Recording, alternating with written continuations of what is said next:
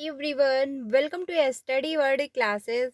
सो friends, finally जो है estate के फॉर्म अप्लाई होना स्टार्ट हो चुके हैं, जो कि आवेदन जो है वो आज से शुरू कर दिए गए हैं। तो जितने भी अभ्यर्थी एस्टेट का इंतज़ार कर रहे थे, तो फाइनली उनके लिए काफ़ी अच्छी खबर है, क्योंकि वो आवेदन कर सकते हैं और आवेदन जो है आज से शुरू कर दिए गए हैं।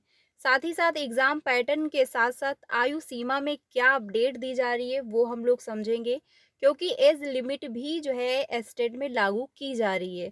तो एज लिमिट क्या है ये हम लोग समझेंगे। साथ ही पेपर 1 के साथ साथ पेपर 2 में किन विषयों पर जो है आप फॉर्म अप्लाई कर पाएंगे, कौन से सब्जेक्ट में आपको पेपर देखने को मिलेगा, ये भी हम लोग समझेंगे। यानी एस्टेट से रिलेटेड संपूर्ण जो है जानकारी हम लोग जो है समझने वाले हैं।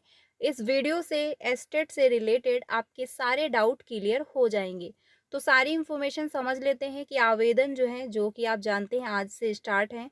लास्ट डेट क्या रहेगी, एग्ज़ाम की डेट क्या रहेगी, रिज़ल्ट कब तक आएगा और साथ ही साथ क्या ये लाइफ टाइम वैलिड रहेगा या फिर नहीं, कौन-कौन फॉर्म अप्लाई कर पाएँगे, कौन सी सब्जेक्ट पे जो है आप फॉर्म अप्लाई कर पाओगे, ये सारी इन्फॉर्मेशन हम लोग समझ लेते हैं। वीडियो काफ़ी ज़्यादा इम्पोर्टेंट होने वाली है, वीडियो में लास्ट तक बने रहिएगा। सबसे पहले अगर देखा जाए तो एस्टेट को लेकर आपने देखा था कि कल जो है एक इन्फॉर्मेशन आई थी, जिसमें बताया गया था कि आवेदन जो है वो कल से स्टार्ट कर दिए जाएंगे, यानी 11 सितंबर से आवेदन स्टार्ट होंगे। अब उसको लेकर भी जो है कुछ लोगों का ये कहना था कि ये इन्फॉर्मेशन जो है वो फेक है, लेकिन फाइनली जो अपडेट वो थी वो बिल्कुल ऑथेंटिक थी, क्योंकि आवेदन आज से शुरू हो चुके हैं। पेपर 1 के लिए 16 व पेपर 2 के लिए 29 विषयों की होगी पात्रता परीक्षा। यानी पेपर 1 में आपको 16 सब्जेक्ट देखने को मिलेंगी। कौन-कौन सी हैं वो भी अभी हम लोग समझेंगे। और साथ ही साथ पेपर 2 के लिए आपको 29 विषयों में परीक्षाएं देखने को मिलेंगी। एस्टेट के लिए आज से आवेदन जो है वो शुरू कर दिए गए हैं। महत्वपूर्ण जो तिथियां हैं, आवेदन स्टार्ट होंगे 11 से लेके 19 सितंबर तक। देखा जाए तो आप सभी को मात्र 1 वीक का टाइम दिया जा रहा है।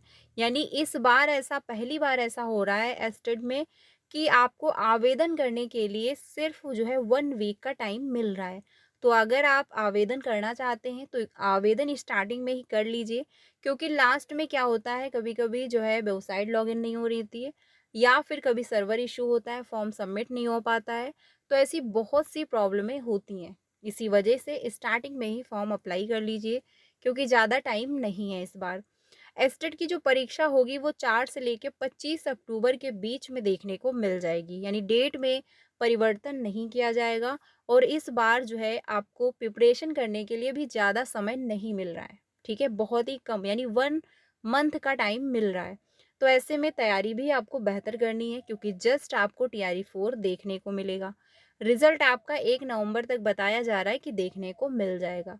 जो भी एस्टेट क्वालिफाई अभ्यर्थी होंगे उन सभी को टीआरई 4 में मौका मिलेगा, क्योंकि इस बार जो भी क्वालिफाई करेंगे एस्टेट, उनके लिए गोल्डन चांस है, क्योंकि जस्ट उनको नई भर्ती देखने को मिलेगी। अब अगर बात की जाए पेपर 1 के साथ साथ पेपर 2 में कौन कौन सी विषय शामिल हैं। पहले पेपर 1 की बात करते हैं, जो कि 16 सब्जेक्ट हैं। हिंदी है, सोशल साइंस है, संस्कृत है, उर्दू है, बांग्ला है, मैथिली है, अरबी, फारसी, भोजपुरी, अंग्रेजी, गणित, विज्ञान, शारीरिक शिक्षा, संगीत, ललित कला, नृत्य विषय शामिल हैं पेपर 1 में। ठीक है, आप इन सब्जेक्ट से अप्लाई कर सकते हैं। पेपर 2 की अगर बात की जाए तो पेपर 2 में उच्च माध्यमिक में हिंदी, उर्दू, अंग्रेजी, संस्कृत, मगही, साथ ही अरबी, फारसी, बंगला, मैथिली, भोजपुरी, पाली, प्राकृत, जो है गणित, फिजिक्स, केमिस्ट्री, बायोलॉजी, इतिहास, भूगोल, राजनीति शास्त्र, समाज शास्त्र, अर्थशास्त्र, दर्शन शास्त्र, मनोविज्ञान, ग्रह विज्ञान, वनस्पति विज्ञान, वाणिज्य, कंप्यूटर साइंस, कृषि और संगीत विषय शामिल की गई हैं। यानी पेपर 2 में कुल मिलाकर जो है 29 हैं और पेपर 1 में जो है टोटल सब्जेक्ट हैं 16। इन विषयों में जो है आप अप्लाई कर पाएंगे और इन विषयों की परीक्षाएं आपको देखने को मिलेंगी। अब अगर बात की जाए जो दूसरी अपडेट है, 150 प्रश्न पूछे जाएंगे, 29 विषयों की होगी परीक्षा, यानी 150 जो है क्वेश्चन आपको देखने को मिलेंगे। बिहार एस्टेट 2025 का पैटर्न इस तरह जो है तय किया गया है कि इसमें कुल 150 प्रश्न होंगे, ठीक है?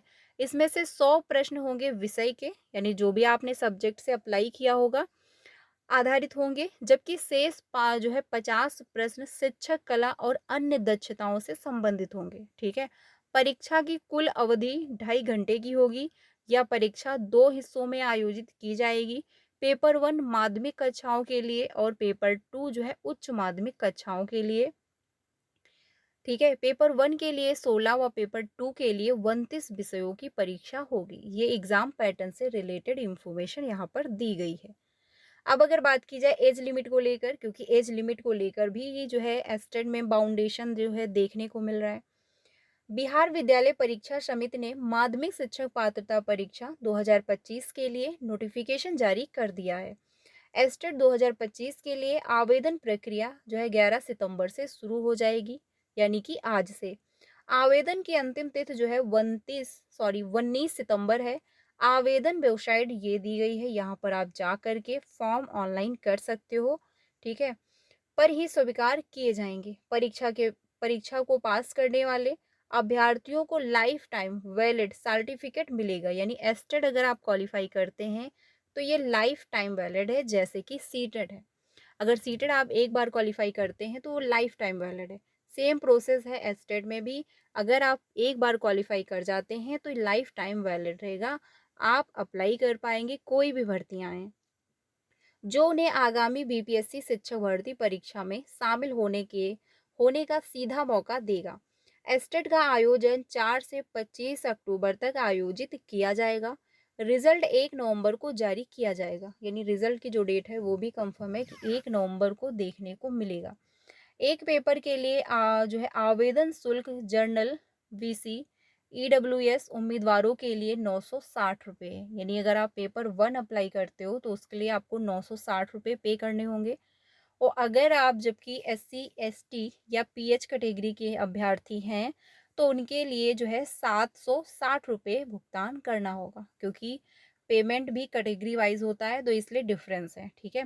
जबकि दोनों पेपर के लिए आवेदन शुल्क जर्नल के लिए है एक जो है 1440 रुपये, और अगर आप एससी एसटी या फिर पीएच कैटेगरी से बिलोंग करते हैं तो उसके लिए 1140 रुपये है। परीक्षा परीक्षा शुल्क का भुगतान केवल ऑनलाइन मोड में ही होगा, यानी ऑफलाइन पेमेंट नहीं होगा, क्योंकि जब फॉर्म आप ऑनलाइन सबमिट करोगे तो पेमेंट भी ऑनलाइन ही होगा, ठीक है? अब अगर बात की जाए एज रिलैक्सेशन, महिलाओं के लिए अधिकतम आयु सीमा जो होगी वो 40 वर्ष है।